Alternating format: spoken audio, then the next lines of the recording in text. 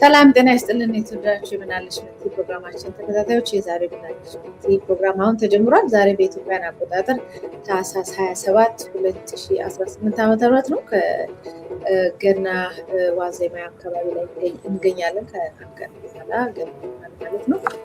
ዛሬ እንግዳ ይዤላችሁ መጥቻለሁ። ከዚህ ቀደም ታውቁት በኢትዮጵያ አቆጣጠር ተደረገ ጋር ቆይታ ያደርጋል። እንደምትሰበሰባን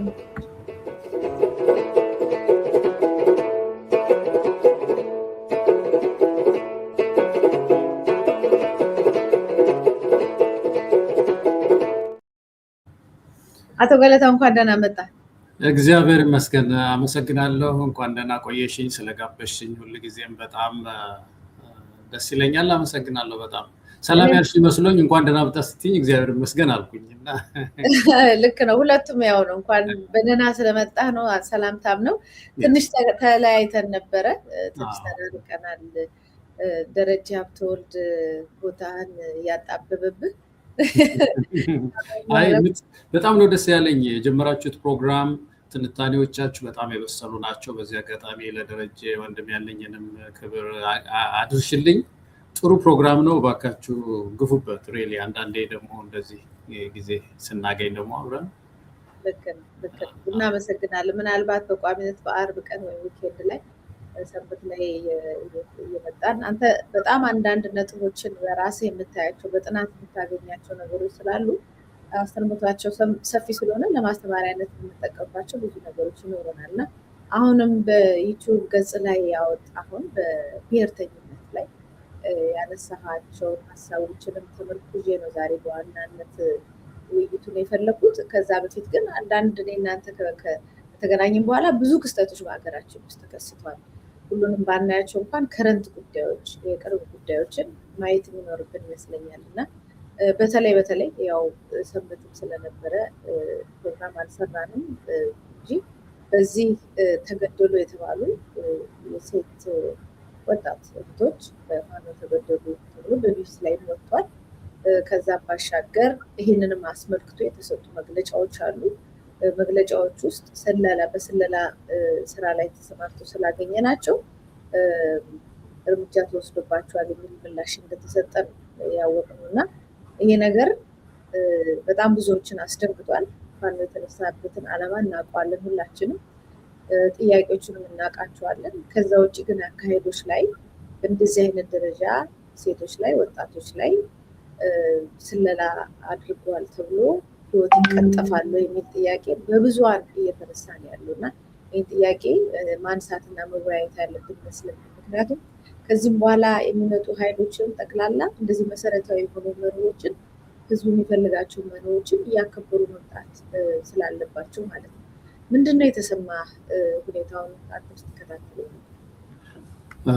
እናመሰግናለሁ መቲ። እንደገና ይህንን ዜና ስንሰማ ብዙ ሰው እንደደነገጠው ሁሉ እኔም በጣም ደንግጫለሁኝ።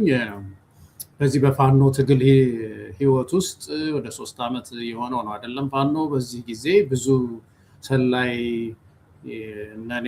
ናቸው የተባሉ ሰዎች ሲያዙ አይተናል። በቪዲዮ በምን እየተቀረጸ ይሄ ሰው ሲሰልል ተይዟል ሲባል ብዙ ጊዜ አይቻለሁኝ እና እንዲህ አይነት እርምጃ ግን ሲወሰድ አልሰማንም። የተለያዩ እስራት ተደርጎባቸው ይሆናል። እንግዲህ ምን እንደተደረጉ አናውቅም። እነዛ ሰዎች ግን እንደዚህ አይነት የግድያ እርምጃ አልተወሰደም እና እነዚህ ደግሞ በተለይ ሴቶቹ 3 ሴቶች እድሜያቸው ከ10ዎቹ አካባቢ ናቸው፣ 19 17 እንደዚህ ናቸው እና እንግዲህ ምንድነው ጀጅመንት ያስፈልጋል። እውነት ሊሆን ይችላል እንግዲህ ሲናገሩ ስንሰማ ሻይ ቤት የሚሰሩ ሴቶች ናቸው እንደ ፍቅር ጓደኝነት ይዘው የሚሊሻ ኃላፊ ምናምን የሚባሉ ሰዎች ሂዱና ሰልሉ ብለዋቸው ልከዋቸዋል። ግን ምንድነው የምንሰጠው ጀጅመንት? የሰዎቹን ንቃተ ህሊና ስናይ፣ አሁን ሲጠየቁ ሴቶቹን ስናይ፣ ንቃተ ህሊናቸውን ስናይ ለገንዘብ ለምን የሚያደርጉት ነገር እንዳለ አንድ ያሳያል። ሁለተኛ ከ3ቱ ሴቶች እህቶቻችን መካከል አንዷ የመስማት የተሳናት ናት። እስቲ ተመልከችው መቲ፣ አንድ መስማት የተሳናት እህት ምን ብላ ነው የምትሰልለው? ለመሰለል እኮ በጣም እንደው የሰላ ጆሮ ይሄ እንደውም ከመስማትም በላይ ጥሩ አድርጎ የሚያዳምጥ ሰው ነው የሚመረጠው። በሹክሹክታ የፋኖ ሰዎች የሚሉትን አዳምጦ ቀድቶ ሊሆን ይችላል። ደግሞ በተለይ ደግሞ በአእምሮ ሸምድዶ ይዞ እንደዚህ እኮ ክህሎት ይጠይቃል። ስለላ በጣም ከባድ ስራ ነው እና ይችን ሴት ልከዋት ሊሆን ይችላል ሆን ብሎ ከዚህ ከአማራ ክልል እናረጋ ልከዋት ሊሆን ይችላል። ግን ፋኖ ይችን እህት አይቶ ሁኔታዋን አይቶ ማትረፍ የለበትም ወይ? ሊይዛት አይገባም ወይ? እዛው ፋኖ መሪዎች ማለት ነው። እንዴት እንደዚህ አይነት እርምጃስ መጨረሻ ላይ ሊወስዱ ይችላሉ የሚለው ነገር በጣም ብዙዎችን ጎድቷል፣ እኔንም ጎድቷል። ከሁሉ በላይ ፋኖ እስካሁን ድረስ ያሸነፈው በሚሊቴሪ ብቻ አይደለም፣ በዲሲፕሊን ነበር። ብዙ ሰው የወደደው ፋኖን በዲሲፕሊን ነው የማረከው። ብዙ ሰው ተስፋ ይሆነኛል ያለው የአማራ ህዝብም በዲሲፕሊኑ ነው እና ይህንን ዲሲፕሊን ይህንን ስነስርዓት የሚያፈርስ ነገር ውስጥ ሲገባ መገሰጽ አለበት። መቆጣት ያስፈልጋል፣ መታረም አለበት። እነዚህ ሊብሬሽን ፍሮንት የሚባሉ የነፃነት ታጋዮች እንደዚህ አንድ መስመር ሲስቱ አንዴ እንደው መጀመሪያ ደግፈናቸዋል እነሱን አንነካ የሚባል ነገር የለም። መታረም መገሰጽ አለባቸው። ይሄ በጣም ከባድ ወንጀል ነው ለእኔ። እንደው መሪዎቹም ወጥተው እንደገና ይቅርታ መጠየቅ አለባቸው። የሚታረመውንም ነገር አርመው ህዝብ ጋር ካልተገናኙ የብዙ ሰው ስነልቦና እንደጎዱ ነው ይመስለኛል። አይ ቲንክ ሰፋ ያሉ ጥያቄዎች ብዙ ጊዜ ይነሳሉ። አሁን በብዛት ብዙ ሰውን አንተ እንዳልከው በፕሪንሲፕል ደረጃ በመርህ ደረጃ ተቀባይነትን ያገኘ አካል መንግስት መጥቶ በድሮን ሲጨፈጭፍ ቤተሰብ እያወጣ ሲረሽን ምን ሲል በዛ ተቃራኒ ነው የምንቆመው ብለው እነሱ ሊገሏቸው የመጡትን ምርኮኞች ይዘው እንደገና አብልተው አጠጥተው የሚመልሱ ከሆነ እነዚህ 3 ሴቶች እነሱን እንደ ምርኮኛ አይደለም የምናያቸው የሚል እንደ ተዋጊ ነው የምናያቸው። ምርኮኛም እኮ ተዋጊ ነው። ስለተሸነፈ ወይም እንደማያዋጣው ስላወቀ ህይወቱን ለማትረፍ ሲል ነው እጅ ወደ ላይ ያለው እንጂ ፖቴንሻሊ በጠላትነት ካየ ፖቴንሻሊ ጠላት ነው። ለምን ሊገልን የመጣው ሳያው ህይወቱን ማትረፍ ፈለገ እንትን አለ። እነዚህ ደግሞ እዛ ውስጥ ሆነው በተለይ እዛ አካባቢ ያለ ችግር እንዳለ እናውቃለን። በፖለቲካ መረዳትም ነገሮችም ሊኖሩ ይችላሉ። በዛ ላይ ከምንም በላይ ደግሞ የተገደሉት ለአማራ ቆማለን ባሉ የአማራ ነፃ አውጪዎች አማራ ሴቶች ናቸው የተገደሉት። ይሄ ብልጽግናን መጉዳት ነው፣ ጦርነቱን ማሸነፍ ነው ወይስ አካባቢውን መጉዳት ነው የሚል ጥያቄ ያነሳል። አሁን ሚሊሻ ተብሎ ተፈልፍለው በየጊዜው የሚመጡት እኮ አካባቢው እርስ በርስ እንዲያልቅ ስለሚፈልግ ነው።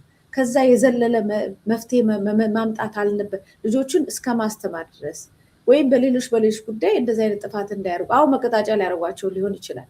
ግን ስለላም ባንዳነትም ድሮ ጀምሮ ከትላልቅ እንደውም ከአንተ ጋር እያወራሁ ነበር ከውጭ ጠላቶች ጋር ሳይቀር ኢትዮጵያኖች አብረው ሲሰሩ ነበር። ግን በዚህ ደረጃ የተረሸኑ ያሉ አይመስለኝም። ምንድነው ያለውን ሲቹዌሽን የማህበረሰቡን ስነልቦና የሚያመጣውን ችግርና ስህተት እያወቁ ብዙ ሰዎች በተለያየ ሁኔታ ነው ሲያዙ የኖሩት በኢትዮጵያ ታሪክ ውስጥ። ይሄ እጅግ በጣም አደገኛ አይሆንም ወይ? ነፃ አወጣለሁ ተበድያለሁ ላለ የፋኖ እንቅስቃሴ በአንድ አካባቢ በላይ ቢሆን የሚሆነው ደብረ ኤልያስ ነው የሆነው። እዛ አካባቢ ቢሆንም የተከሰተው እንዳለ ፋኖ የተነሳበትን ዓላማ ሊደመስስ አይችልም ወይ? በሌላ ነገር በደም ሊቀባው አይችልም ወይ? ሊያቆሽሸው አይችልም ወይ? የሚጠብቅ ማህበረሰብ እንዲፈራቸው አያደርግም ወይ የሚል ጥያቄ ነው እኔም አይምሮ ሲመላለስ የነበረው። አንድ በጣም የማስታውሰው ነገር አንድ የህወሓት ታጋይ የነገረኝ ነገር አስታወስሽኝ። እንዲህ አይነት ነገር ኮንስፓይሬሲ ወይም አሻጥር ይበዛበታል እና ምን አይነት ጥንቃቄ እንደሚያስፈልገው የሚያስተምር ስለሆነ ነው ማንሳት የፈለኩት። እና ይሄ የህወሓት ሰው ሲያወራን ምን አለ በፊት ያኔ ህወሓት ትግል ውስጥ እንደነበረ መቀሌ ገና ሳይገቡ ትግራይ ውስጥ መቀሌ ውስጥ ሳይገቡ መቀሌ የነበሩ ነጋዴዎችን እርዱን እያሉ መልእክት ይልኩባቸው ነበር። አግዙን፣ ከኛ ጋር ሆኑ፣ በትግራዋይነታችሁ ከኛ ጋር ተሰለፉ፣ ገንዘብ ላኩልን፣ ለእናንተ ነው የምንታገለው ይሏቸዋል። እና እነዚህ ነጋዴዎች አብዛኛዎቹ እምቢ ይላሉ። እኛ እንዲህ አይነት እንትን ውስጥ አንገባም፣ በሰላም ይፈታል ችግሩ ወዘተ የሚል ነገር ማለት ነው። ከዛ ህወሓቶች ምን ዶለቱ መሰለሽ የተወሰኑ ተሰብስበው አንድ 3 ሆነን ስም ዝርዝር ይዘን ለደርግ እጅ እንስጥ እና ምን አደረጉ? እነዛ እምቢ ያሏቸውን ሰዎች ስም ዝርዝር ይዘው ነጋዴ ከሌ አቶ ከሌ ከሌ አቶ ከሌ ከሌ የታወቁ ናቸው አሉ። ይገርምሻል። ይዘው ደጋፊዎቻችን ብለው በኪሳቸው ደብዳቤ ይዘው ለደርግ እጃቸውን ሰጡ እና የደርግ ወታደር ምንድነው ኪሳቸው ያለው ይላቸዋል። እነዚህ ደጋፊዎቻችን ነበሩ፣ ገንዘብ የሚልኩልን ምን የሚሉት እምቢ ያሉትን እኮ ነው። ተመልከቱ። ደርግ ምንድነው ያደረገው መሰለሽ? አንድ ሌሊት ሰብስቦ እነዛን ረሸናቸው። ማጣራት የለ ምን የለ እና ይሄ ስለላ ሻጥር አለበት ውስጥ። እንደዚህ አይነት ችግሮች አሉና ፋኖ ሲይዛቸው እነዚህ ልጆች መገምገም ይቀድም ያለ ጀጅመንት ጉዳይ እኮ ነው። አሁን እቺ መስማት የተሳናት እህታችን እንዴት ልትሰልል ትችላል? ስለላ እኮ በጣም ከባድ ስራ እኮ ነው። ውስብስብ ነገሮችን መረዳት ሁሉ ይጠይቃል እና ይሄን ሁሉ አቀናብራ የምትሰጥ እህት አይደለችም። እና ሆን ብሎ ሊያስገድሏት ሊከዋት እኮ ሊሆን ይችላል። ብልጽግናዎች አስገድለው በፋኖን ለማጋለጥ ማለት ነው። በተወሰነም የተሳካ ይመስላል። ስለዚህ እንደዚህ ፋኖን ማጋል ፋኖ ይሄንን መስራቱ በራሱ ፋኖ ይሄንን ከሰራ ፋኖ መጋለጥ እኮ አለበት አይደል? እንደዚህ ተጋልጦ እንዲከስር ፖለቲካ ይሄ ነገር እንዲደረግ የታሰበበት ሂደት ራሱ ፋኖ ላይ ሳቦታጅ ሊያመጣ አሻጥር ሊያመጣ ተፈልጎ ነው ወይ? ትግሉ እንዲሸነፍ ተፈልጓል ወይ የሚል ጥያቄ በእርግጥ ያስነሳል። በቃ እሱን ነው ወደዛ ነው አሁን ይሄ መደምደሚያ የሚያመጣን የፋኖን ትግል ጥላሸት ለመቀባት ፋኖ እንደዚህ እንደማያመዛዝን በተለይ ልጅቷም ስትጠይቅ አይቻለሁ ቪዲዮውን እና አትናገርም፣ እሱ አታዳምጥም። ስለዚህ እኔ ልመልስላት እያለች ሌላኛዋ ልጅ ትመልስላታለች። ይቺ ልጅ ፋኖ ገደላት የሚለው ነገር ምንድን ነው የሚፈጥረው? አሁን ያልሽው ነገር እኮ ነው። ትግሉን ሳቦታጅ ውስጥ እየከተቱት እኮ ነው ያሉት። ይሄ ነው የነፃነት ትግል ይባላል በብዙዎች ዘንድ። የፋኖ ዲሲፕሊን ይሄ ነው ወይ? የአማራን ህዝብ በሁለት ሰይፍ ስለት መካከል እኮ ተቀመጠ ማለት ነው። ብልጽግና ይገድለዋል፣ በዚህ በኩል ደግሞ እንደዚህ ሆን ብለው ሰላይ ሄዱና ሰላይ ነን ብላችሁ ግቡ ይለዋል፣ ያስገድሏቸዋል። ከዚህ በኋላ ብዙ ሰው ሊልኩ ይችላሉ፣ ገንዘብ እየላኩ እንደ ሰላይ ማለት ነው። እዛ እየሄዱ ያስገድላሉ ማለት ነው። እንግዲህ ተመልከች ያው። ስለዚህ በዚህ መካከል የአማራ ትግል የፋኖ ትግል ጥርጣሬ በህብረተሰብ ውስጥ ጥርጣሬ እንዲኖረው ከዚህ በፊት እኮ ያነሳ ነው ነገር እኮ ነው። ፋኖ ያሸነፈው በዲሲፕሊን በቃ ለቀይ መስቀል አሁን ባለፈው ጊዜ የተማረኩ ሰዎችን ለቀይ መስቀል አሳልፎ ሰጠ። በሄደበት ቦታ ባንክ ይጠብቃል። አሁን የትኛው ነፃ አውጪ ነው ባንክ የሚጠብቀው በዓለም ላይ? የግለሰብ ገንዘብ አይነካም እንጂ ባንኮችን እኮ ይወስዳል እኮ ነፃ አውጪ። ፋኖ አቢሲኒያን ባንክ ይጠብቃል። የወጋገን እንበለው የማነ ብቻ ኢትዮጵያ ንግድ ባንክን ሁሉ ይጠብቃል የሚለው ነገር ይሄ ዲሲፕሊን ነው እንዲያሸንፍ ያደረገው። ይህንን እንዲያጣ ነው እየተደረገ ያለው። ይሄ ዲሲፕሊኑ እንዲነካ የማይነካ የማይገሰስ ነገር እንዲነካ እየተደረገ ነው ያለው እና አማሮች ትግላቸውን መገሰጽ አለባቸው፣ መስመር ማስያዝ መቻል አለባቸው። ይሄ የህዝብ ትግል ነው። ፋኖን ኦውን ያደረገ አካል የለም። ድርጅት አይደለም ፋኖ፣ ገና ድርጅት ሊወልድ ነው እየመጣ ያለው። ሙቭመንት ነው፣ የአማራ ሬዚስተንስ ነው። ይህን ሬዚስተንስ ጥላሸት የሚቀቡ ኃይሎች መገሰጽ አለባቸው። ትክክል አይደለም መባል አለበት እና እኔ ከዚህ አንጻር ነው የማየው። መጤ መልካም አመሰግናለሁ። ያው ሀሳቡ በተወሰነ ደረጃ ሲሸራሸር ቆይቷል። እኛም ዛሬ ስለተገናኘን ነው ያነሳ ነው። አፋብኃ በዚህ ጉዳይ ላይ የሰጠውን ቃለ መጠይቅ ነው ከቢቢሲ ላይ ታይቶ እንደው እውነት ሁሉ አልመስል ብሎን ጠብቀን ነው ከዛ ቢቢሲ ሲወጣ ነው እውነት ነው ለካ ይሄ ነገር ብለን እስክናምን ድረስ የደረስ ነው እና በፍጹም መንግስት ይገላል፣ ህገወጥ ነው፣ ነፍሰ ገዳይ ነው ብለን ሌላ የ17 ዓመት የ18 ዓመት እና የ19 ዓመት ሴቶች ልጆችን የሚገል አይነት ፍርድ የሚሰጥበት እንቅስቃሴ በጣም አደገኛ አስፈሪና ተቀባይነት የሌለው ነው። ይህ በምንም ተአምር የሚታለፍ አይደለም። ማንም ሰው የኢትዮጵያ ነፃ አውጪ ነኝ የኢትዮጵያ ህዝብ ይከተለኝ ካለ የኢትዮጵያ ህዝብ እንዲወደውና መርሁን እንዲከተለው ሊያደርግ የሚችል ነገር ተሸክሞ ወደፊት መምጣት አለበት። ይሄ የሚያሸሽ የሚያስፈራና የሚያስደነግጥ ሁኔታ ስለሆነ አሁን ተጨማሪ ሌላም በዚህ ጉዳይ ላይ ተጨማሪ ነገር በአደባባይ ወጥተው እንዲናገሩ ይጠበቃል። አለዛ አሁን ይሄን በእርግጥ ኦፍኮርስ መንግስት በሰፊ ሁኔታ እየተጠቀመበት ነው ያለው። በሌላ ነገር ሲጽፉ የማታውቃቸው ሰዎች፣ መንግስት ሲጨፈጭፍ የማታውቃቸው ሰዎች ይሄንን ነው አሁን በቋሚነት እንዳይረሳ ብለው በየቀኑ ነው እየዘገቡት ያሉት። ልክ ነው። እህቶቻችን ላይ የደረሰው ነገር እንደ ማንኛውም ዜጋ ሁላችንም የሚመለከተን ነው። እንደ ፖለቲካ ግን ፖለቲከኞቹ የሚሄዱበት አቅጣጫ የታሰበ ሌላ ነገር አለ እኛ የማናውቀው ወይስ ይሄ ጄኒውን የእውነት አምነውበት ነው ያደረጉት የሚለው ነገር በጣም በጣም ጥያቄ ውስጥ ብዙዎቻችን እየከተተ ስለሆነ እኛ እኮ በሰሜን ሸዋ በተለያየ ቦታ በአንዳንድ ቦታ ራሱን በዛም በጎጃም በጎንደር ብዙ ቦታዎች እኮ የሚደንቅ እንቅስቃሴ አንተ እንዳልከው ገበሬ ሲያርሙ ፈርትላይዘርስ ሲሰጡ ማዳበሪያ ሲሰጡ ህዝቡ ሲረዱ አብረው ሲቆፍሩ ምናምን እኮ አይተናል። ግን ይሄ አንተ እንዳልከው ነው፣ ድርጅት ሳይሆን ንቅናቄ ስለሆነ ንቅናቄ ደግሞ በየአቅጣጫው ቦታ የራሱን ጎበዝ አለቃ መርጦ እየተንቀሳቀሰ ስለሆነ የትኛውም አካባቢ ማንኛውንም ነገር ሊፈጥሩ የሚችሉ ኃይሎች ሊኖሩ ይችላሉ። ግን ይሄ ማለት ጠቅላላ የሚደረገውን የነፃነት ትግል ግን እና ሂደቱን በዚህ ሁኔታ ላይ ብቻ ወስዶ ማስቀመጥና ይሄ ነው በቃ እነዚህ ናቸው ሁሉም የመጡትም ለእንደዚህ አይነት ነገር ነው ብሎ ከባድ የሆነ መልዕክት ስለሚሰጥ ጥንቃቄ የሚያሻ ይመስለኛል። ለሰዎቹም አሁንም ፍትህ ያስፈልጋቸዋል ብዬ ነው የማስበው። አይ በጣም ይሄንን በግልጽ መናገር ያስፈልጋል። ትግሉን ለመታደግ የሆነ አደገኛ ኤሌመንቶች አሁን እየታዩ ነው አንዳንድ እና እነሱ ቶሎ ብለው አረሞች መነቀል መቻል አለባቸው። ዳኞች አንድ ፍርድ ሲሰጡ በዳኝነት እንትን ውስጥ ሞቲቭ ነው የምናየው ይህ ሲሉ እንሰማለን።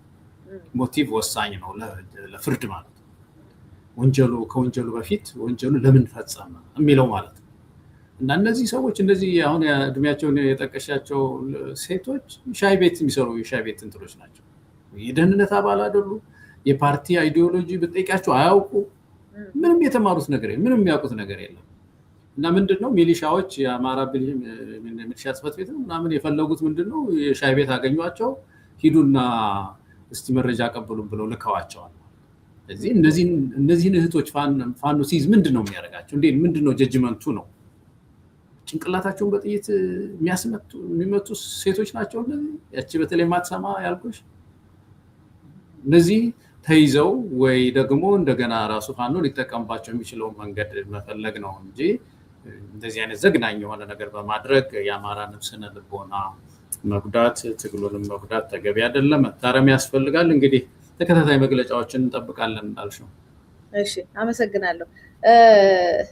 ሌላው እንግዲህ ያው ወደ ዋና ጉዳዮቻችን ከመሄዳችን በፊት እንደው ቅድም እያዋየው ነበር አሜሪካ የቀን ከብቶችን በዘረመል ማለት በዚህ በአርቲፊሻል ይሄ እነሱ በሚያጠቀምባቸው ተፈጥሯዊ ባልሆነ ነገር ብትሻል መሰለኝ በራሳቸው ሆርሞን እና የመሳሰሉትን ነገር የተፈለፈሉ ጫጭቶችን እና የዶሮ እንቁላላቸውን ወደ ኢትዮጵያ ገበያ ለመላክ የሚያስችል ስምምነት ከኢትዮጵያ መንግስት ጋራ መፈጸሟን ነው የኬንያው ዘኢስት አፍሪካን ጋዜጣ አስነብቧል። ኢትዮጵያና አሜሪካ የደረሱበት ስምምነት ኢትዮጵያ ገበያውን ለአሜሪካ በሰው ሰራሽ ዘዴ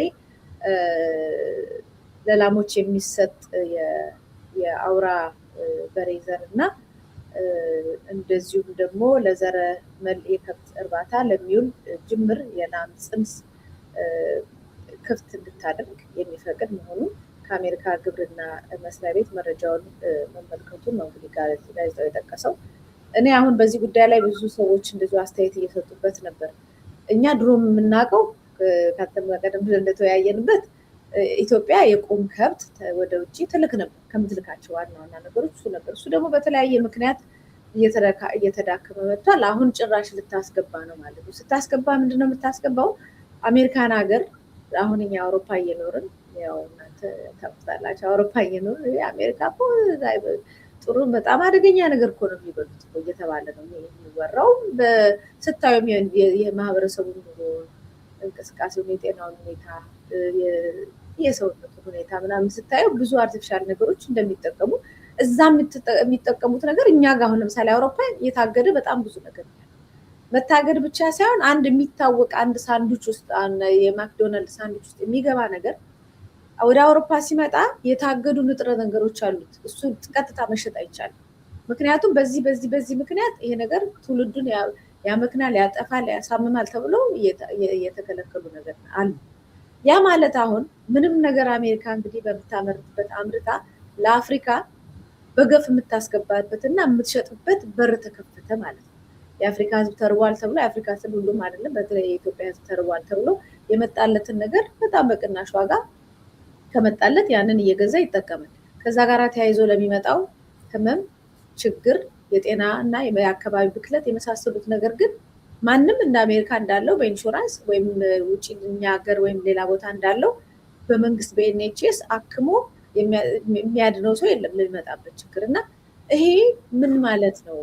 አገራችን ማምረት እየቻለች አገራችን ራሷ የምታመርትበትን ነገር መስራት ሲገባ አገራችን መናፈሻ እየሰራች እንቁላልና በአርቲፊሻል መንገድ በሆርሞን የተፈለፈሉ ምግቦችን ከአሜሪካ ድረስ ማስመጣቷ ለኢትዮጵያ ልክ ነው ወይ የሚል ጥያቄ ይመላልሳል። ምክንያቱም ይሄ ለምሳሌ አውስትራሊያ ተሞክሮ ነበር። አውስትራሊያ ጤና አይደለም የእኛን እንትን አይመጥንም፣ ስታንዳርድ አይመጥንም ብለው ያቆሙት ነው። በሌላ ቦታም ተሞክሯል እንደዚህ።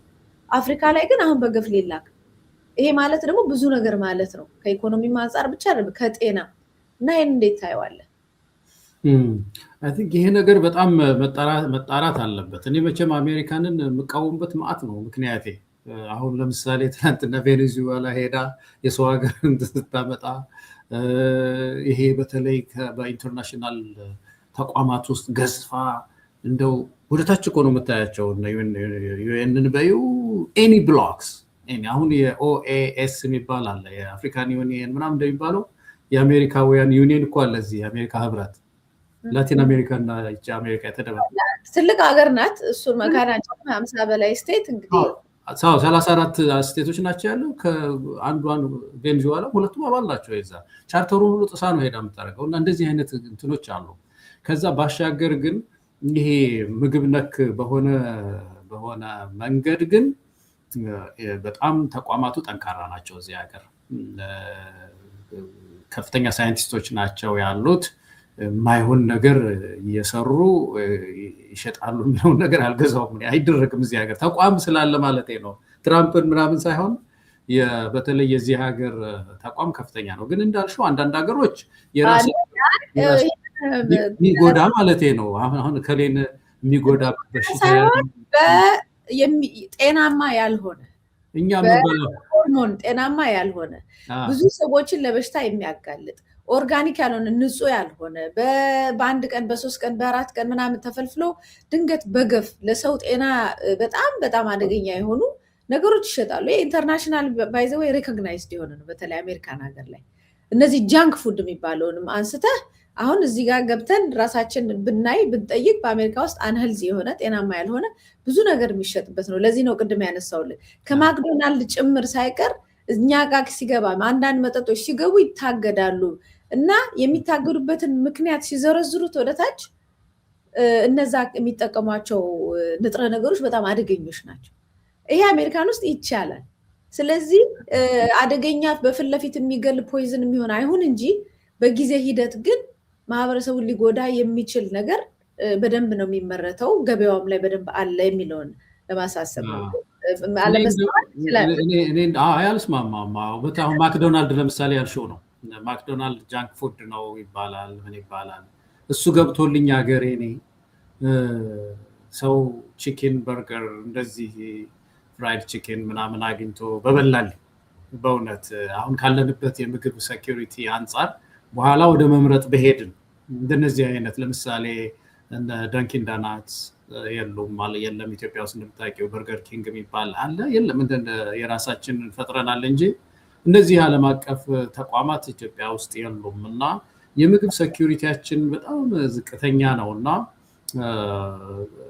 ይሄ አሁን እንደ ማክዶናልድ አይነት መግባቱ ችግር ያመጣል ብዬ አላስብም። ግን ያም ሆኖ ምንድን ነው ሀገሮች የራሳቸው የምግብ መቆጣጠሪያ ተቋም አላቸው። እናንተ አሁን ለምሳሌ በጣም ጠንካራ ነው ሰማለሁኝ የዚህ የዩኬ የምግብ እንትን የራሳቸው ሳይንቲስቶች ያመኑበትን እየመረመሩ አሜሪካ ቢበላው ምን ያልበላውም ይላሉ። እንግዲህ እነሱ ይብሉት፣ እኛ ጋር ግን ህዝባችን ይሄን አይበላም ይላሉ። እኛ ደግሞ እዚህ እንበላለን በሚገባ ደህና ነን። ስለዚህ የተለያየ እንትን ያለው ብዙ በማስገባት አሜሪካ ናት የምትታወቀው እንደምታውቂው። አሁን ትላልቅ ሱፐርማርኬቶች ውስጥ ብትገቢ ከአውስትራሊያ የሚገባ ስጋ በዩ ከተለያዩ ሀገሮች የሚገባ የስጋ አይነት አለ። እሷም ትሸጣለች፣ ከውጭ ታስገባለች። ፍሩቱን ብታይ ምንድነው የዚህ ፖርቶሪካ ነው የሚባለው የዚህ የላቲን አሜሪካ ፍራፍሬ ነው የምታየው። ጎመኑ ብታየው ከውጭ ነው የሚመጣው እና አብዛኛው ምግብ ከውጭ ታስገባለች፣ እሷም ታስወጣለች። እና እንደ ተቋም ግን እንደ ተቋም ሌላውን ዓለም ሊጎዳ የሚችል ነገር ኤክስፐርት ላድርግ እዚህ ሀገር አይባልም። ያው ተቋማትም ይሄንን አያደርጉም፣ ሳይንቲስቶችም ይሄንን አያደርጉም ማለት ነው።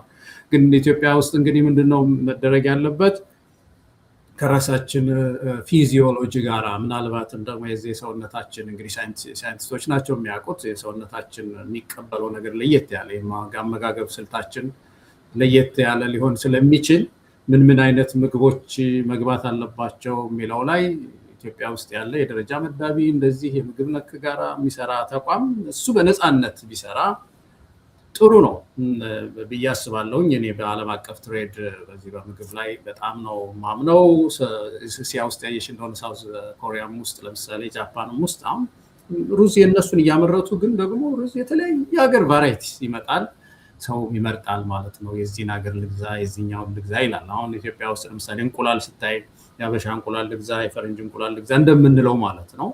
ቫራይቲስ መኖራቸው በዚህ ኢንተርናሽናል ትሬድ ውስጥ መግባታችን መጥፎ ነው ብዬ እኔ አላስብም ማለት ነው። እሺ ስላለው ለአሜሪካ ዲፌክት ሳይሆን ነው እንጂ እንደዛ ነው እንጂ በጣም የሚታወቅ ነገር ነው። እኛ አፍሪካን ውስጥ የሚመረተው የምግብ ጥራት የሚታወቅ ነገር ነው። ውጪ በላብራቶሪ አሁን እኮ መሬት ላይ ከሚያድገው ይልቅ እኮ በየላብራቶሪው የሚያድገው ነገር ሁሉ አርቲፊሻል የሆኑ ቬጂቴብሎች ምናምኖች ሁሉ እንደሚሰሩ የሚታወቅ ነው። ስለዚህ እኛ የራሳችንን ጥለን እነሱን ማስገባት እንችላለን ወይ? ከነዚህ ምግቦች ጋር የተያዘ በሽታዎችን የሚመጡ ችግሮችን መቋቋም አንችልም።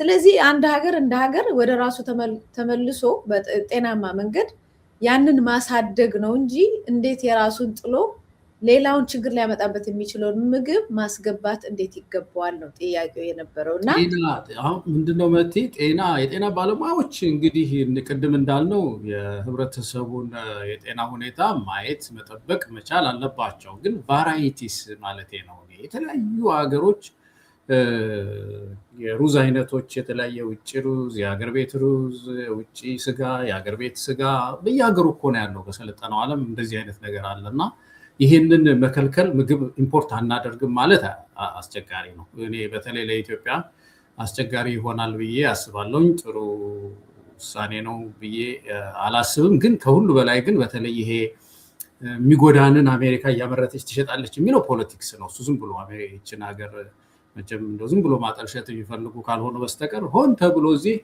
ተመርቶ ከዛ ይሄንን በጤና ይሄኛውን ሀገር እንጉዳው ተብሎ አይሸጥም። እንደ መንግስት ማለት ነው። እንደ መንግስት እንደዛ አይደረግም። ከዛ ባሻገር ግን እኛ የምግብ ሴኩሪቲያችንን ባለሙያዎች እያጠኑ ምክር መስጠት ጥሩ ነው። እኛም መሸጥ አለብን የእኛን ስጋ ማለት ነው። የእኛን ስጋ አሜሪካም እንድትገዛን። አሁን ለምሳሌ የበግ እንትን በጣም ጣፋጭ ነው። የኛ አካባቢ የበግ ስጋዎች አሁን የደጋው በተለይ የደብረ ብርሃን አካባቢ ስጋ የመንዝ የበግ ስጋዎች በጣም ጣፋጭ ነው እና እሱን ኤክስፖርት ማድረግ ወደ አሜሪካ ውስጥ አሁን ኤክስፖርት ብናደርግ የአሜሪካውያን ብዙ የበግ ስጋ አይበሉም፣ ግን ያችን ቢቀምሱ ላለው ቴስቱ በጣም ጥሩ ነው፣ ሊወዱት ይችላሉ። እኛም ደግሞ ከሌላ የሚመጣውን ደግሞ እንደዚሁ የማስገባት ስራ መስራትና ገበያተኛው ገበያው በቫራይቲስ እንዲጠግብ የማድረግ ነገር ያለብን ነው የሚመስለኝ። መልካም፣ ወደ ሌላ መረጃዎች እንሂድ። እንደው በጣም ወደ ዋናው ውይይታችን ከመሄዳችን በፊት በጣም ቢቢሲ ላይ ወጥቶ የደነቀኝን አንድ ዜና ላካፍል። የጠቅላይ ሚኒስትር አብይ አህመድ ከሁሉም የአፍሪካ ሀገራት የሚመረጡ ተማሪዎች ነፃ የትምህርት እድል የሚሰጥበት የኤአይ ወይም የሰው ሰራሽ አስተውሎት ዩኒቨርሲቲ ሊገነባ እንደሆነ ተናገሩ ይላል። ጠቅላይ ሚኒስትሩ ይፋ ያደረጉት የኤአይ ዩኒቨርሲቲ ግንባታ ላለፉት ዓመታት መንግስታቸው አዲስ የከፍተኛ ትምህርት ተቋማትን ላለመገንባት ይዞት የነበረውን አቋም የሚቀይር ነው። አብይ ይህንን አይነቱን ዩኒቨርሲቲ ሊገነባ እንደሆነ የተናገሩት ባለፈው ሳምንት አርብ ታህሳስ 2018 ዓመተ ምህረት የአዲስ አበባ ዩኒቨርሲቲ 75ኛው ዓመት ክብረ በዓል ላይ ተገኝተው በሰጡት ገለጻ ነው ይላል። በእርግጥ እዛ ላይ የተባሉትን ነገር ብዙዎቹን እየተከታተልን ስንደነቅም ስንገረምም ከርመናል። ይሄኛው ግን በቢሲ ላይ ተመርጦ ዜናው በደንብ ተሰርቷል። በዛ ላይ በዋናነት ከሌላው ከአፍሪካ ሀገራት ሁሉ ተመርጠው በነፃ የትምህርት እድል የሚሰጥ የኤአይ ዩኒቨርሲቲ ነው የሚሆነው። ሁለተኛ ደግሞ ኢትዮጵያ ነች የምትሰራው እና ይህንን ዜና እንዴት አየው? ኢትዮጵያ ካላት ነባራዊ ሁኔታ አንጻር ኢትዮጵያ ውስጥ ካላት ኦልሞስት የከሸፈ የትምህርት ስርዓት ወይም የማይማር ወጣት ወይም ዩኒቨርሲቲ የሚገባ እስከ ማጣት የደረሰችበት ሁኔታ እና ይሄ ዜና አብሮ እንዴት ይሄዳል? በዓለም ስንተኛው ነው? በዓለም ሁሉ ደረጃ አለው የሚል ያነበብኩ መሰለኝ። አዎ ስትገባ አለው በጣም ሰፊ ነው የሚሆነው። እኔ እኮ አብይን ሰው አምነው መተንተናችን ራሱ ይገርመኛል። እሱ እኮ ዝም ብሎ መጣለት እኮ የሚናገር ሰው ነው እኮ። ይሄ ጉዳይ አሁን በካቢኔም ቀርቦ ተጠንቶ፣ በተለይ ደግሞ እንግዲህ ሪሰርች ያስፈልጋል አይደለም? አንድ ዩኒቨርሲቲ ፕላንት ለማድረግ እንደዚህ አይነት የቴክኖሎጂ በተለይ ኤአይ ዩኒቨርሲቲ ለማድረግ ሪሰርች በጣም እሱ አይደለም መናገር ያለበት፣ አዲስ አበባ ዩኒቨርሲቲ ነበር መናገር የነበረበት። ጥናት አጥንተው እንዲህ አይነት ዩኒቨርሲቲ ልንገነባ ነው ሊባል ይችላል። እና ከዚህ በፊት ሰራኋቸው ያሉ ፈንክሽን እያደረጉ ነው። ለምሳሌ ነዳጅ ምንድነው ወጣ ተብሎ አንድ የሆነ ሲሊንደር ነገር ምናምን ደርድረው የተወሰነ አንድ 10 ነዳጅ ማመላለሻ እንትን አድርገው ነዳጅ ወጣሉ። በኋላ ዶክተር ዮናስ ይሄ ተፈጥሮ ጋዝ አይደለም በጣም ርካሽ፣ በዓለም ላይ ርካሽ ነገር ነው። ይገርምሽ አብይ አህመድ ተገኘ ያለውን እንትን መጠን ሲያባዙት ስንት ሺህ ዶላር እንደሆነ ታውቂያለሽ? $15,000 እንትኑ የምናገኘው በቃ $15,000 እና በጣም ርካሽ ነው። በጣም ርካሽ የሆነ ነገር ነው። እሱ በሚሊየን ምናምን በርሜል ነው አለው። በዶላር ሲቀይሩት ያን ያህል በጣም ዝቅተኛ ገንዘብ የሚያስገኝ ነው ማለት ነው። እንሽጠው እንኳን ብንል ማለት ነው። ጋዝ አይደለም ይሄ፣ ነዳጅ አይደለም ማለት ነው። የመኪና የምንጠቀምበት ነዳጅ አይደለም። በሌላ በኩል ደግሞ የዚህ ማዳበሪያ ፋብሪካ ልናደርግ ነው አለ። አሁን የት እንዳለ ማታውቂ፣ የት እንዳለ ጅምር አለ ምን አለ እየተካሄደ ነው። ነዳጁ የተፈጥሮ ጋዙ እየወጣ ምንም የምናውቀው ነገር። ስለዚህ ሰውየው እዚህም እዛም ትዝ ያለውን ነገር ይጠቅማል ብሎ ያሰበውን ሳይሆን እንደው በወቅቱ ስናገር የተወሰነ አቴንሽን ልስብ እችላለሁ በሚለው ነገር ላይ ዝም ብሎ ይናገራል። እና እንደዚህ አይነት ዩኒቨርሲቲ ለመገንባት ኢትዮጵያ አሁን ይከብዳታል። በመጀመሪያ ደረጃ እንትን መስራት ያስፈልጋል። እነዚህ ምንድነው ይሄ መነሻዎች፣ መደላድሎችን መፍጠር፣ ልጆች በኮምፒውተር እንዲታጠቁ ማድረግ፣ አንደኛ ደረጃ ሁለተኛ ደረጃ ተማሪዎች ወደዛ እንዲያድጉ፣ እስከ ሁለተኛ ደረጃ ድረስ ምንም ላፕቶፕ የሌለው ኮምፒውተር ነገር ነክቶ የማያውቅን ሰው ድንገት ዩኒቨርሲቲ ውስጥ አስገብተን የኤአይ ኤክስፐርት አድርገን ልናወጣው አንችልም። ከስር እኮ ነው መምጣት ያለበት። አሁን የስር ያሉ ልጆች በዛ እንዲያድጉ ማድረግ በጣም የሚገባ ይመስለኛል እንጂ እኔ እንደ እውነትም አላየውም ማለቴ ነው። መገንባቱ መቼም የኤአይ ዩኒቨርሲቲ መገንባቱ በራሱ የምንቃወመው ነገር አይደለም፣ ግን ውሸት ነው። እንደዚህ አይነት ነገር ለማቋቋም የሚያስችል ሁኔታ አሁን ያለን አይመስለኝም። ካቋቋምንም ጥሩ ነው፣ ግን ከዛ በፊት ቤት እየዋሉ ያሉትን ልጆች ወደ ትምህርት ቤት ማስገባት ሂደት፣ ከዛ በኋላ ደግሞ እንደዚሁ እነሱን እስከ መጨረሻው የከፍተኛ ትምህርት ተቋም ላይ የማድረስ ይሄ ኖርማሉን ሀገራችን ህዝብ ድሮም እኛም ስናደርገው ነበር ኖርማሉን ነገር እሱን መጀመሪያ ማድረግ እና ከዛ በኋላ ደግሞ ወደ ኤአይ ቴክኖሎጂ ቢመጣ መልካም ነው። ዘሎ የሆነ ቦታ ላይ ከሌሎች ሀገር ጋር ለውድድር ሲባል የሚገባበት ነገር የኢትዮጵያን ነባራዊ ሁኔታ አብዛኛውን ነገር ያላማከለ ያላጠና የካደ ነው እና ከዛ አንፃር ሁሌ በጣም የሚገርመኝ የሚበላው ማህበረሰብ በሌለበት ቦታ ላይ ጥይት አመርታለሁ ትላለ ወይንም ውጪ እንትን አይሮፕላን ሁሉ ኤክስፖርት እናደርጋለን ተብሏል። ያልተባለ ነገር የለም እኮ ሰርተን ኤክስፖርት ማድረግ እንጀምራለን ብዙ ነገር ተብሏል። እና አንዳንዴ ያው ትንሽ ቅዠት የሚመስሉ ነገሮች አሉ። የሆነ ጊዜ ላይ የተባለው ነገር እንዲሆንልን መመኘታችንም አይቀርም። እንደውም ቆይ ወደ ሌላ ሳትሄጂ ተጀምሮ እንደዚህ አይነት ነገሮች ለምሳሌ ታስታውሽ እንደሆነ የአርቲፊሻል ሬን የሚል እንትን ጀመርን አለ።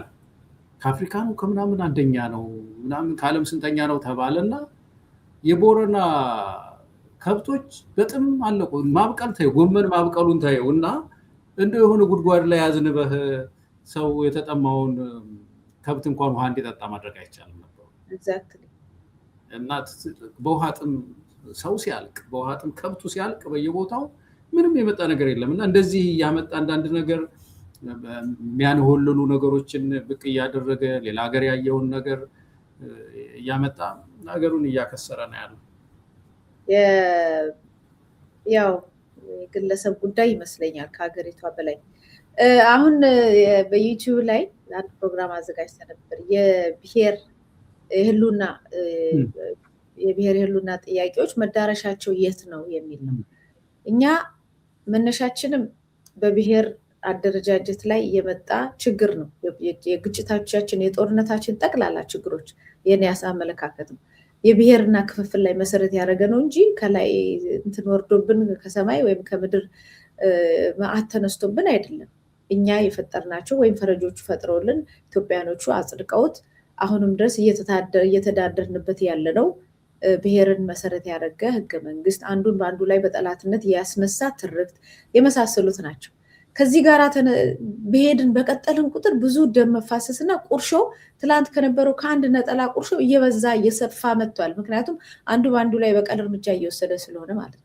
ስለዚህ የቱ ጋ ነው የሚያልቀው የሚለው ነገር በጣም ቫሊድ በጣም ወሳኝ ጥያቄ ነው። መፍትሄያችን አንድነትና ሁሉም እኩል ነው ብሎ ማመን ሲሆን እዛ የሚወስደን መንገድ ትተነዋል። ስለተውነው የት ነው የሚያልቀው? ሁሉም ሰው የብሔር ጥያቄ አንዱ ተነስቶ ከተመለሰለት ከዛ ደግሞ ሌላው ልጨቁን ይላል፣ ደግሞ የተጨቆነው ተመልሶ ይነሳል። ስለዚህ የት ነው መጨረሻው? ምንድን ነው ማድረግ ያለብን? በዚህ ይሄኛውን መንገድ እስከ መቼ ነው ይዘነው የምንቀጥለው የሚለው ነገር በጣም አስፈላጊ ጥያቄ ይመስለኛል። እና እዛ ቪዲዮ ላይም አይቼዋለሁ። እስቲ የደረስክበትን ሀሳብ አካፍል። ታንኪዩ። እንደዚህ አይነት ውይይት በጣም ነው የምወደው እና ሀሳቡን ስላነሳሽው በጣም ነው ደስ ያለኝ። ከዚህ በፊት የሚያነሳን ይመስለኛል የኛ ሀገር ትልቅ ችግራችን አጥብቆ አለመጠየቅ አንድን ነገር። ለምሳሌ የብሔር ጥያቄ ሲነሳ በወቅቱ የብሔር ጥያቄን 15 ጊዜ 20 ጊዜ መጠየቅ ብሔር ብሔረሰብና ህዝብ ናቸው ሀገር የሚገነቡት ስንል ምንድን ናቸው እነዚህ ፍጥረታት ምንድን ናቸው? በደንብ ዲፋይን አለማድረግ ችግር አለብን እና በጣም ያሳዝናል። አሁን በነዋልልኝ ጊዜ የተነሳ የብሔር ጥያቄ ሲነሳ የዋልልኝን አርቲክል ስታዩ እንደው 3 ጥያቄዎች ናቸው ያሉት የሚሆነው። አንደኛው የባህል እኩልነት ችግር አለ ነው ይሉ የነበሩት። ካልቸራል ኢኒኳሊቲ የሚባለው ማለት ነው። ካልቸራል ኢኒኳሊቲ ያለ አማራና ትግሬ ነው የሚታየው። በቃ የአማራ ሸማና የትግራይ ሸማ ምናምን ነው መሀል ላይ የሚታየው፣ ሌሎች ተረስተዋል ነው። እውነትም እኮ ልክ ነው ለነገሩ በዛ ጊዜ የነበረው የካልቸራል ኢኒኳሊቲ። ሁለተኛው ማህበራዊ ኢኮኖሚም ችግር አለ፣ በኢኮኖሚ የተጎዳ ክፍል አለ በምድሪቱ ውስጥ የሚል ነው። ይህም ትክክል ነው። ሶስተኛው ኢንክሉዥን የሚባለው ምንድነው? ይሄ አሳታፊነት በተለይ ፓወር ባለባቸው አካባቢዎች በፓርላማው በምናምን ፖለቲካ ስልጣኖች በካቢኔው አካባቢ የሚታየው አማራና ትግሬ ነው እና ኦሮሞ፣ እነዚህ 3ቱ ናቸው በተለይ። እና ሌላው ተረስቷል ነው። ይሄ ጥያቄ ነበር የነበረው ያን ጊዜ። እንግዲህ ይህን ጥያቄ ወደ ደርግ ስትመጪ እንደው ቶሎ ባክግራውንድ ለመስጠት ነው። ወደ ደርግ ስንመጣ ደርግ የሚያዘናጋ ነገር ውስጥ ገባ። ለምንድን ነው? ደርግ ሶሻሊዝምን ብድግ ስላደረገ፣ ሶሻሊዝም ደግሞ ዓለም አቀፍ እሆናለሁ ነው የሚለው። ተይው የዚህ የብሔር ጥያቄውን ተይው እና ዓለም አቀፋዊነት እንገነባለን። ኩባ እህታችን ናት፣ ቪየትናም እህታችን ናት፣ ማነው ደግሞ እንደ ራሽያ ተመሳሳይ ዓለም አቀፋዊ እኮ ነው እንሆናለን ነው የሚሉት። ስለዚህ የዚህ የብሔር ጥያቄን አሳነሰው፣ በወቅቱ አሳነሰው እና ደርግ ደግሞ እንደምታውቂው የብሔርተኛ አይደለም። በፖለቲካ ልዩነት ሰው ይገላል እንጂ ማንኛውም ኢትዮጵያዊ በፈለገው ቦታ ዞሮ መስራት ይችል ነበር በዛን ጊዜ። ስለዚህ እነዚህ ነገሮች ጥያቄውን ቀዝቀዝ አደረጉት። ቆየና ህወሓት መጣ። ህወሓት ሲመጣ የብሔር ዋና ጉዳይ ነው አለ። በኢትዮጵያ ውስጥ የብሔር ጥያቄ ነው አለልኝ የሚያነሱትም አልተመለሰም። ምን ይመልሳሉ አለ። እሺ እንዴት ነው የምትመልሰው? ገበታ አዘጋጃለሁ አለ። ትላልቅ ገበታ፣ የብሔር ገበታ እና በየገበታ በየብሔርህ ተሰለፍ አለ። የኢኮኖሚ መዋቅሩ እንደዛ ነው የሚሆነው አለ። ወይ መድኃኒዓለም እንግዲህ ተመልከች። አንድ ኦሮሞ፣ አንድ ትግሬ፣ አንድ አማራ ጠበል ይሄዱ እንበል የሆነ አንድ ጠበል ውስጥ እና ቢገናኙ እዛ ያገኙታል ምግብ እንዴት ነው የሚበሉት? እነዚህ አንድ ጋቢያቸውን ዘርግተው እኮ አንድ ላይ የሚበሉ ሰዎች ናቸው። ይህን አፈረሰና በገበታችሁ እንትን በሉ አለ። አጠረ። በዛው በክልላችሁ አለ የካፒታል እና የሰው ኃይል ንቅናቄን ገደበ ማለት እና ይሄ ነገር መገደቡ ብቻ ነው። የብሔር ጥያቄ በዚህ ነው የሚመለሰው ሲባል እንደዚህ ነው የሚመለሰው አለ እና ይሄ ጉዳይ ቅድም ያልሽውን እንትን ማምጣት ጀመረ። በእኔ አጥር ውስጥ ገብተሃል፣ በእኔ ገበታ ላይ ተቀምጠሃል ምናምን እና የኔ ምግብ ትበላለህ፣ ውጣ፣ በእኔ ፈቃድ ነው የምትኖረው ምናምን የሚል ነገር አንደኛ ከማህበራዊ መስቀልቅል አመጣና ቁጭ አለ። ይሄንን በወታደራዊ ኃይል ነው የምፈታው አለ ህወሓት። በወታደራዊ ኃይል ጸጥ ለማድረግ ሞከረ፣ ግን የተዳፈነ እሳት ሆኖ ቆየ ማለት ነው እና የብሔር ጥያቄ ወደ ግጭት አደገ ማለት ነው። እንግዲህ የዋለልኝ ጥያቄ እነዚያ ቀለል ያሉ ጥያቄዎች በህወሓት ጊዜ የብሔር ጥያቄ እያደገ መጣ። እንደውም በኢንክሉዥን ለምሳሌ ብናየው ዋለልኝ ያነሱት በማሳተፍ ኃይል ላይ ስልጣን ላይ በማሳተፍ ህወሓት አንድ የሚከሰሰው በሙሉ ከፍተኛ ስልጣን ላይ ያሉትን የትግራይ ልጆች አድርጓል በሚል ነበር። ሚሊቴሪው ሙሉ በሙሉ በትግራይ ልጆች የተያዘ ነው። ደህንነቱ ሙሉ በሙሉ በዛ ነው። የኢኮኖሚ መዋቅሩ በእነሱ ነው። የሆነ ኦሊጋርኪ ነገር ተፈጠረ ተባለ። የብሔር ጥያቄ ተመልከቹ እየባሰ መጣ ማለት ነው። መፍታት ሳይሆን በብሔርተኝነት አስተሳሰብ እየተመለሰ መጣ። የበለጠ በብሔርተኝነት አስተሳሰብ እንደውም ጥያቄው ኮምፕሊኬሽን እየፈጠረ እየተወሳሰበ ያ ታሪካዊ በጣም ሂስቶሪካል የሆነ ጥያቄ መስመሩን ስቶ መደራጃ ስለሆነ ሌላ የብሔር ጥያቄ አለ። የብሔሮችን የመነቃነቅ መብት ሁሉ ነካ። አማራ ተነቃንቆ መስራት አይችልም ከክልሉ ውጭ። የብሔር ጥያቄ ምን እንደሆነ ተመልከቱ። ትግራይ ተነቃንቆ መስራት አይችልም። ጉራጌው በቃ መኖር አልቻለም። ስለዚህ የብሔር ጥያቄ የሚባለው ጥያቄ የሄድንበት መንገድ ልንፈታ የሞከርንበት መንገድ ኮምፕሊኬሽን ፈጠረ። እሺ ህወሓት እንደዚህ አድርጎ አወሳስቦ እርስ በርስ አጋጭቶ ምናምን ሄደ። በብልጽግና ጊዜ የብሔር ጥያቄ ምን ሆነሽ? ያ ታሪካዊ ጥያቄ፣ መሬት ላራሹ ጥያቄ፣ የአስተዳደር ጥያቄ እንቶ እንደዛ የተነሱ ሶስት ጥያቄዎች ግን የብሔር ጥያቄ ሶስተኛው ብልጽግና ምን አደረገው ነው። በብልጽግና ጊዜ ያ ትውልድ በተባለው ጊዜ የተነሳ የባህል እኩልነት ጥያቄ፣ የማህበረ ፖለቲካ ኢኮኖሚ፣ የኢንክሉዥን ጉዳይ አይደለም የተነሳው።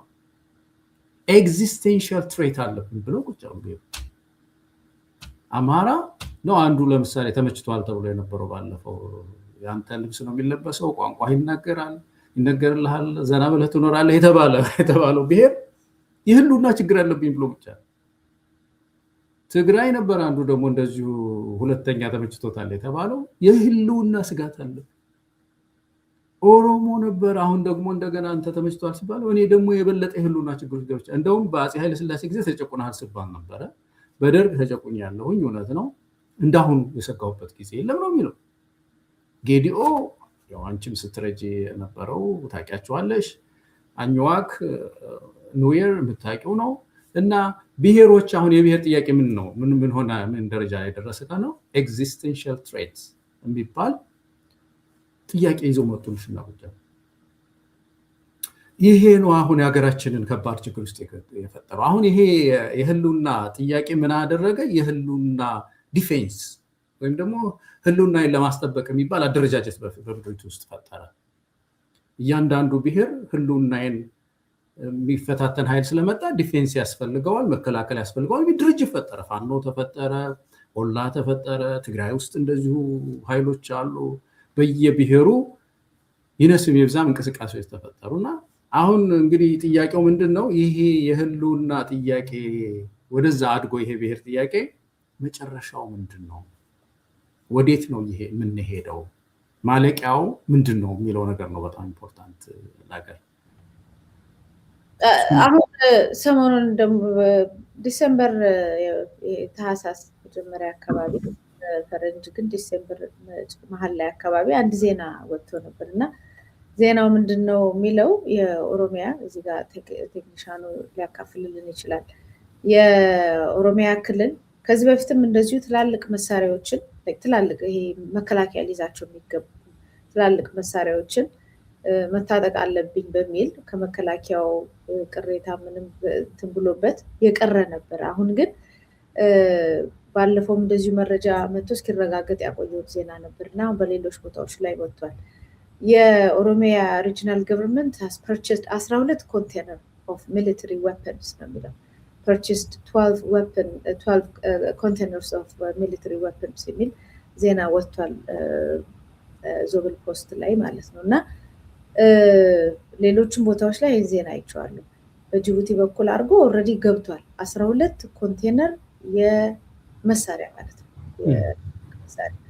ከዛ ውጪ እዛ ውስጥ ላይ ደግሞ ትላልቅ ይሄ በትላልቅ መካናይዝድ የሆኑ አንድ ሀገር እንደ ሀገር ሊኖራት የሚገባውን ትላልቅ መሳሪያዎችን አስገብተዋል ማለት ነው።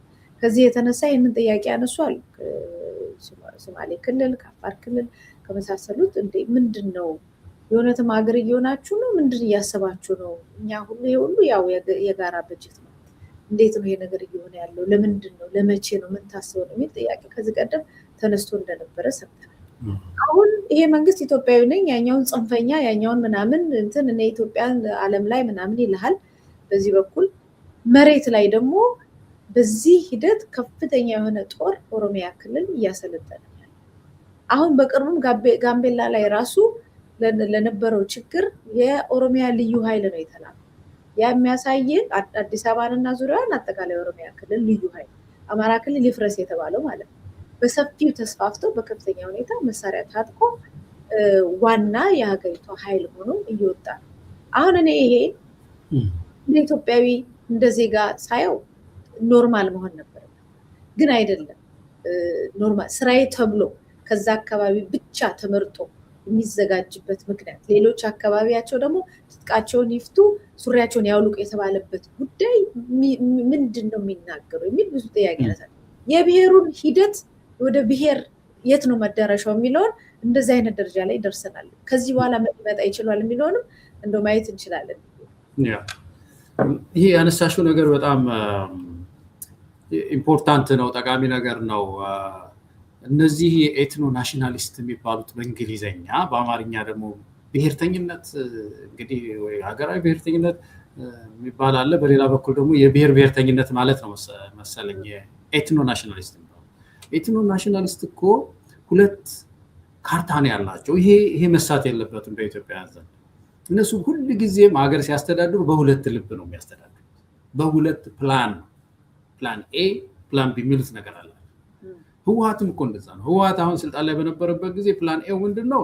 ጸጥ ብሎ ሌላው ቢተዳደር ከሆነ እኔ አድቫንቴጅ እየወሰድኩኝ የሆነ ኦሊጋርኪ ፈጥሬ ስኖር ዝም ካለ ከተገዛልኝ ያው በኢትዮጵያዊነት እቀጥላለሁ፣ ከተገፋው እገነጠላለሁ እኮ። ያን ሂሳብ ይዞ ነው የቆየው።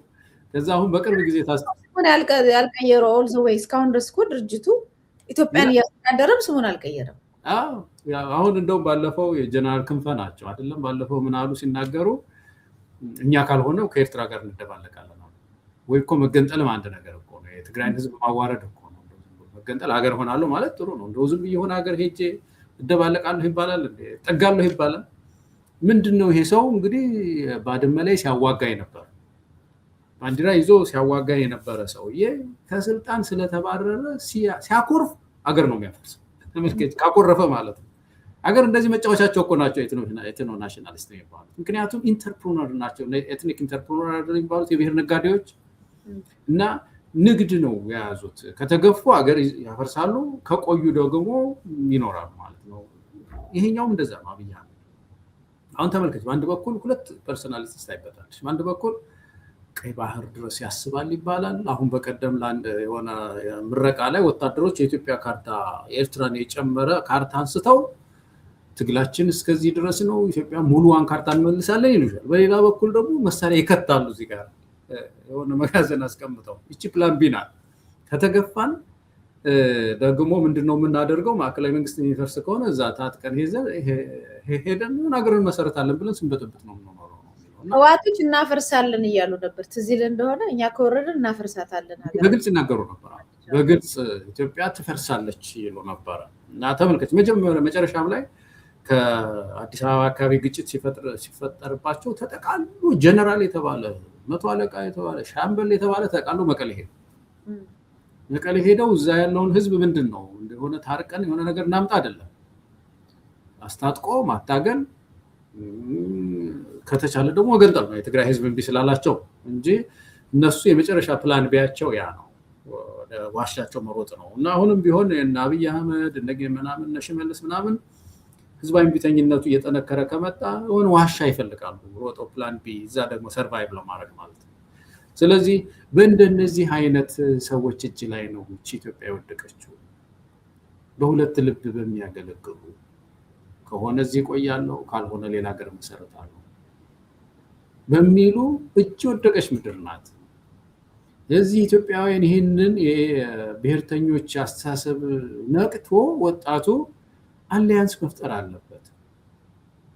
ይቺ ሀገር መጫወቻ አይደለችም። የሆነ በልጅነት የሚባል ነገር አለ። ምን ያህል እንደሚመጥን ለዚህ አላውቅም።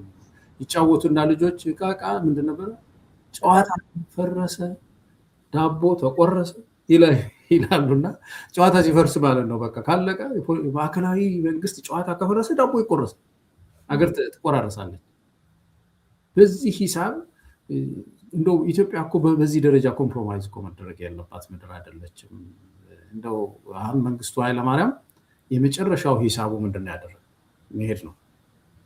መሄድ ነው እንጂ ኤርትራን እኮ አስገንጥሎ ከህወሓት መደምሰስ ይችል ነበር። ከኤርትራ ጋር ተነጋግሮ የኤርትራን ችግር ፈቶ በቃ ሂዱ እናንተ ቢል ቢያፈርሳ ህወሓትንማ ሄዶ እኮ በተወሰነ ቀናት ያጠፋው ነበር። እነሱም ያግዙት ነበር፣ ሻዕቢያም ያግዘው ነበር። ይህንን አልመረጠውም። ውስጡም የለም ጨርሶ ይሄ አይነት አስተሳሰብ አልነበረውም። እንደዚህ ኢትዮጵያ እንዳለ ሄደ ማለት ነው። እነዚህ ግን ይሄ አስተሳሰብ አላቸው። አብይ አህመድ ይሄ አስተሳሰብ አለው። ቆርሼም ቢሆን በቁራሽ ውስጥ እኖራለሁ ነው። የኢትዮጵያ ህልውና በዚህ ደረጃ አደጋ ውስጥ ስለወደቀ ለዚህ እኮ ነው አክቲቪስቱ ፖለቲከኛው ይህንን አንደርስታንድ በማድረግ ጥብቅ የሆነ አሊያንስ ነገር ፈጥሮ ኢትዮጵያን የመታደግ እንቅስቃሴ መምጣት ያለበት ነው ይመስላል። መልካም። ምን ይመስላል እንደው ለፕሮግራም መዝጊያ ላይ ስለደረስን ምን ይመስላል እንደው እንደማጠቃለያ ኢትዮጵያን የመታደግ ሂደት ምን ይመስላል? ከየት ይጀምራል? በምን መልኩ ነው ያ መፍትሄ ሊመጣ የሚችለው ብለህ ታስባለህ? እንደማጠቃለያ አይ ቲንክ የመጀመሪያው ነገር የነዚህን የመሪዎች ተክለሰውነት መረዳት ነው፣ ቁማራቸውን ማወቅ ነው። አሁን በቃ ኤግዛክትሊ ያነሳነውን ነገር የፕላን ኤ ፕላን ቢ ይዘው እያጫረሱን እንደሆነ መረዳት ያስፈልገናል። ያንን ከተረዳን በኋላ ግን አዲሱ ጄኔሬሽን ዚ የሚባለው ማለት ነው ጄኔሬሽን ዚ ይሄንን አናላይዝ ካደረገ በኋላ ከተነተነ በኋላ ኢትዮጵያን የሚያድናት ሴቪየሩ አሁን አሊያንስ ኢትዮጵያዊ ይሁን አሊያንስ ፋኖም ቢሆን ፋኖ እስከ መቼ ነው ወዚህ የሚቀጥለው? ተደራጅቶ ራሱን በፍጥነት አደራጅቶ አንድ መዋቅር ከፈጠረ በኋላ ቶሎ መለከት ነው መንፋት ያለው። የኢትዮጵያ ልጆች በአራቱም ማዕዘን ያላችሁ እንተባበር የሚል መለከት ሁላ ይሄን መንፋት አለበት። ትግራይ አካባቢ ልጆች ያሉ ወገኖቻችን ይሄን ማድረግ መቻል አለባቸው። ይሄ ነው የሚያድነን። እንግዲህ ይሄ የጋራው ቤታችን ሲድን እንደ ብሔር እንድናለን። ቅድም ያነሳ ነው የብሔር ጥያቄ የሚመለስ የብሔር ጥያቄ እኮ ከሌላው ሀገር ምን ሊከብድ ይችላል? እስቲ ተመልከቱ። ሌላው ሀገር ብሔር የለም፣ የኛ ሀገር ብቻ ነው ብሔር የተፈጠረው። ስለዚህ የብሔር ጥያቄ በብሔርተኛው ብቻ ሳይሆን በዛ ብሔር ጥያቄ ባለው ብቻ ሳይሆን በመላው ሀገሪቷ አንድነት ላይ ነው ምላሽ ሊመጣ የሚችለው ነው የምትለኝ? ኤግዛክትሊ። አሁን እስቲ አንድ ሲምፕል ነገር እንውሰድ መጤ። ለምሳሌ የተለያየ ብሔር ነን እንበል፣ እኔና አንቺ ቴክኒሽያኑ አንድ ሌላ ሰው ምን ጨምርና የተለያየ ነው። የተለያየ ብሔር ሆነን ደግሞ አንድ ያማረን ነገር አለ፣ አንድ ሀገር መሆኑ። ይህ አንድ ሀገር እኮ ለመሆን እኮ ዝም ብለን ቀጥ ብለን ራሳችንን ብቻ መቲ ምንም ስለኔ ማታስብ ከሆነ እኔ ስለመቲ ማላስብ ከሆነ እንዴት ሀገር ይኖረናል? ያ ሀገር የሚባለው ዩኒየን የሚጠይቀን መስዋዕትነት እኮ አለ። የሚጠይቀን አደባልቀን ልንበላው የሚገባ ነገር አለ። በጋራ የኔ ብቻ ካልን እኮ ሌላ ሀገር ሆነናል ማለት ነው። የተለያየ ሀገር ሆነናል ማለት ነው። ስለዚህ ይሄ ጉዳይ አይ ቲንክ በኢትዮጵያውያን ልብ ውስጥ አለ፣ ግን በአታጋዮች ዘንድ የበለጠ ጎልቶ ወጥቶ ዩኒየናችንን ማሰብ በዛ ጥላ ስር በሀገር ጥላ ስር የቡድን መብት ይከበራል። ሜዳ ሳይኖር አገር ሳይኖር የቡድን መብት የሚባለው ነገር ለብቻው ኤግዚስት አያደርግም፣ የለም። የግለሰብ መብትም የቡድን መብትም በሀገር ጥላ ውስጥ ነው የሚፈጠረው። እና እስቲ ሀገራችንን ያዘመመውን ቤት እናድሰው፣ እንጠግነው። የተሻለ ህገ መንግስት ከለላ እንስጠው። መብት ማለት የብሔርን ጉዳይ የብሔር የሚባለው አገርም ሳያፈርስብን ኢትዮጵያም ደግሞ ብሔርን ላፈርስ ሳትል እኮ ሁለቱም እኮ ተቻችለው የሚኖሩበትን ህግ መቅረጽ እኮ ይቻላል በህገ መንግስት። ያ ከተቀረጸ በኋላ መብቶች ተከብረው የሚኖሩበትን ስርዓት መፍጠር እንችላለን የሚለውን ለመጨመር ነው። እጅግ በጣም አመሰግናለሁ። ጥሩ ማጠቃለያን የሰጠህን አቶ ገለታው ዘለቀ፣ ፖለቲከኛ፣ ተንታኝ። ዛሬ ቆይተህ ቢሆን ስላገኘሁና ጊዜን ስለሰጠኝ እጅግ በጣም አመሰግናለሁ። እኔም እጅግ በጣም አመሰግናለሁ መቲ፣ እግዚአብሔር ይስጥልኝ ስለጋበዝሽኝ እንደገና። መልካም አድማጭ ተከታታዮቻችን ስትከታተሉት የቆያችሁት የዛሬውን የምናለሽ መቲ ፕሮግራማችን ነው። ሰሞኑን እንግዲህ ዛሬ 27 ነው፣ በ29 ማለት ነው በታህሳስ በኢኤምኤስ ላይ ቀጥታ ስርጭታችንን ትንሽ የዓመት በዓል መልክ ያለው አድርገን ሰብሰብ ብለን ስለምንገኝ በዛም እንዳትቀሩ ብዬ ለመጋበዝ እወዳለሁ። መታሰቢያ ቀጸላ ነበርኩ። ሰላም ቆዩ።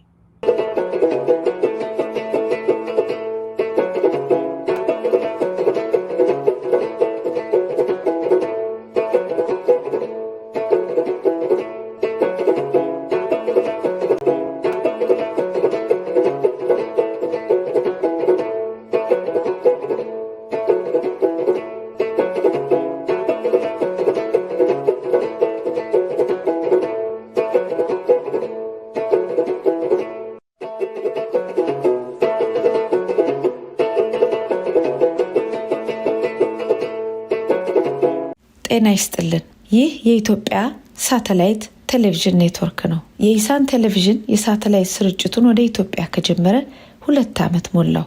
በዚህ እጅግ ፈታኝ በሆነ ወቅት የሕዝባችንን የመከራ ቀንበር በአቅማችን ለማገዝ ሞክረናል። የስደቱን፣ የመፈናቀሉን፣ በድሮን የመደብደቡን፣ የመታሰሩን፣ የመዘረፉን፣ በአጠቃላይ ሰላምንም ኑሮንም ለተቀማው ሕዝባችን ድምፃችንን ከማሰማት ከትላንት እስከ ዛሬ አላረፍንም። በሀገራችን ኢትዮጵያ እየደረሰ ያለው የህዝባችን መከራና ሰቆቃ፣ ህግ አልበኝነት፣ አምባገነናዊ ማናለብኝነት፣ ሁሉን ያላካተተ አድሏዊና የኃይል አገዛዝ እስካልተወገደ ድረስ የቱንም ያህል ቢከብ የቱንም ያህል ጊዜ ቢወስድ ለመብት፣ ለእኩልነት፣ ለፍትህ የሚደረጉ ትግሎች ይቀጥላሉ። ሚዲያ ለዚህ ጉልህ ድርሻ አለው። ይህንንም የሚያውቁ ስርዓቶች ለህዝብ የወገኑ እውነትን የሚያጋልጡ ሚዲያዎች ለማጥፋት ሲሰሩ ኖረዋል። ሳይታክቱ መስራት ላይ የሚገኛሉ። ስለዚህ ነው የሳተላይት ቴሌቪዥን ከፍተን ለ24 ሰዓታት የሚተላለፍ ስርጭት የጀመርነው። በዚህ ስርጭት ህዝባችንን በመረጃና በእውቀት የማስታጠቅ አገልግሎት ላይ እርሶም ይተባበሩን። በአንጻሩ ለአመታት የዘለቁ ለሀገራቸው ለሙያቸው የታመኑ ባለሙያዎች፣ ደጋፊዎች ይህንን ለማክሸፍ በብዙ ጣውረዶች እየተፈተኑ በጽናት የሚዲያን አገልግሎት ለማስቀጠል ይጥራሉ። የህዝባችን መከራ እስካልቆመ ድረስ ዝም አንልም በማለት ኢሳን የኢትዮጵያ ሳተላይት ኔትወርክ አሁኑኑ አብዝቶ የእርሶን ድጋፍ ይሻል። መረጃው የሚሰሩ መረጃዎች በአጠቃላይ ለባለቤቱ ለኢትዮጵያ ህዝብ እንዲደርስ በሳተላይት መቅረብ አለበት። ያንን የሳተላይት ወጪ እርሶም ድጋፉን በማድረግ እንዲሸፈን እንዲያደርጉ በአክብሮት ይጠየቃሉ። አገልግሎታችንን ለሰፊው ህዝብ ወደ ኢትዮጵያ ለማድረስ በየወሩ የሳተላይት ክፍያ መፈጸም አለብን። እኛ ያለንን ሁሉ ሰጥተናል። እርሶ በአቅሞት በጎፈንድሚ በተዘጋጀው ሊንክ ላይ አስተዋጽኦ ያድርጉ። በዌብሳይታችን ላይ ገብተው ለወርሃዊ መዋጮ በቋሚነት ቢመዘገቡ ደግሞ ሸክማችንን ይቀንሰዋል። ለውጥ መምጣት ካለበት፣ ህዝቡ ማረፍ ካለበት፣ ሀገር መዳን ካለባት ህዝብን የሚያነቃ ሚዲያ ያስፈልጋል። የዜግነቱን ይወጡ። ኢሳን የኢትዮጵያኖች ሚዲያ